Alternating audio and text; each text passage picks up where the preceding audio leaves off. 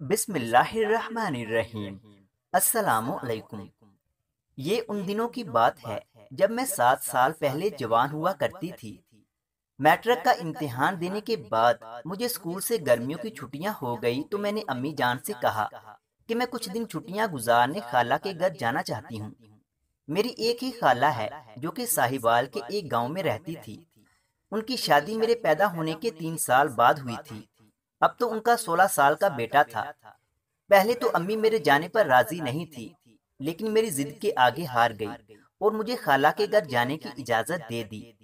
مجھے چھوڑنے میرا بھائی گیا تھا جو اسی دن واپس چلا گیا تھا۔ میری خالہ مجھے اپنے گھر دیکھ کر بہت خوش ہوئی اور کہنے لگی کہ اتنے عرصے کے بعد ہمارے گھر آئی ہو تو اب 1 مہینے سے پہلے میں تمہیں واپس نہیں جانے دوں گی۔ میں ابھی پانی ہی پی رہی تھی جب خالہ کا بیٹا میرے سامنے آیا۔ پہلی ہی نظر میں مجھے خالہ کا بیٹا بہت پسند آیا۔ وہ تھا بھی بہت خوبصورت، لیکن عمر میں مجھ سے بہت چھوٹا تھا۔ میرا خالو بڑا عجیب قسم کا آدمی تھا۔ مجھے تو خالو کو دیکھ کر ہی ڈر لگتا تھا۔ میری خالہ تو بہت حسین تھی، لیکن نہ جانے اس کی شادی خالو کے ساتھ کیسے ہو گئی تھی۔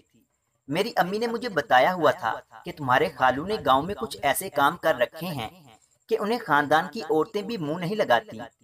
گرمیوں کے دن تھے، اس لیے میری خالہ اور خالو رات کو چھت پر سوتے تھے اور میں اور میرا کزن نیچے صحن میں ہی پنکھا چلا کر سو جایا کرتے تھے۔ میرا کزن میرے ساتھ کافی مانوس ہو گیا تھا۔ ایک رات میری آنکھ کھل گئی، گرمی بہت زیادہ تھی، اس لیے میں نے بھی چھت پر جانے کا سوچا، لیکن ساتھ یہ بھی ڈر تھا کہ خالو اگر جاگ رہا ہو تو میرے بارے کیا سوچے گا کہ اس وقت یہ چھت پر کیا لینے آئی ہے۔ میں پہلے بھی آپ کو بتا چکی ہوں کہ مجھے خالو کی شخصیت عجیب سی لگی تھی، کیونکہ وہ سارا دن مجھے عجیب نظروں سے دیکھتا تھا، لیکن جب میں ان کو دیکھتی تو مسکرانے لگتا تھا۔ خیر پھر میں نے دبے پاؤں چھت پر جانے کا سوچا اور چھت پر چڑھنا شروع ہو گئی۔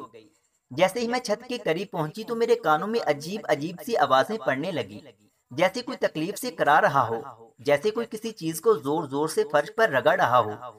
میں پریشان ہو گئی کہ آخر رات کے اس پہر چھت پر ایسا کیا ہو رہا ہے۔ خیر میں نے ڈرتے ڈرتے سر اوپر نکال کر دیکھا تو چاند کی روشنی میں صاف دکھائی دے رہا تھا۔ خالو چارپائی پر لیٹا ہوا تھا اور خالہ اس کے سر میں تیل کی مالش کر رہی تھی۔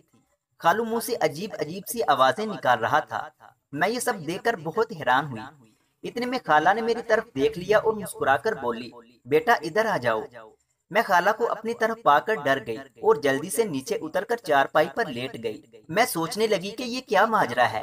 انہی سوچوں میں گم تھی کہ مجھے نیند آ گئی اور صبح جب آنکھ کھلی تو خالہ کچن میں کام کر رہی تھی اور خالو گھر پر نہیں تھے۔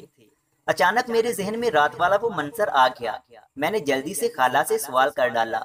اس سے پہلے کہ میں کچھ بولتی، خالہ مجھے بتانے لگی کہ تمہارے خالو کے سر میں عجیب سا درد اٹھتا ہے، اسی وجہ سے میں ان کے سر میں تیل ڈال کر مالش کر دیتی ہوں۔ یہ سن کر مجھے انسان کے کرتوتوں اور بے بسی پر رونا آ گیا کہ جب انسان کسی کو تکلیف دیتا ہے تو سمجھتا ہے میں نے تو کچھ نہیں کیا، اور جب خود پکڑ میں آتا ہے تو کہتا ہے کہ یہ مجھ پر آزمائش آئی ہوئی ہے، لیکن یہ نہیں سوچتا کہ یہ آزمائش بھی اپنے ہی کرتوتوں کا نتیجہ ہے۔